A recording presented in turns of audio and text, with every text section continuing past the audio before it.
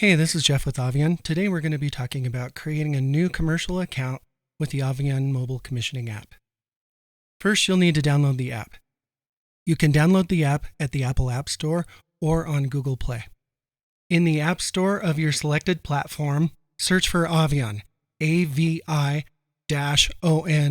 and select Avi-on Labs in the search results.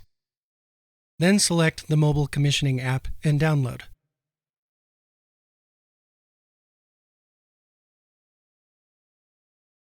Once downloaded, open the app by clicking on the mobile commissioning app icon on the desktop of your mobile device.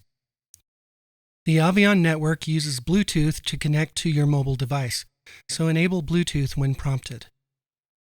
Once opened, tap Register on the home screen.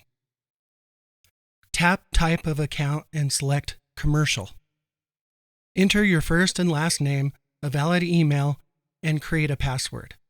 You'll need to enter your email and password twice to confirm there are no typos. Finally, select the newsletter preference and agree to the terms and conditions. Then submit by tapping Register. You will now see the welcome screen, but are not done yet. For security protocols, a verification email has been sent to the email address entered in the registration form.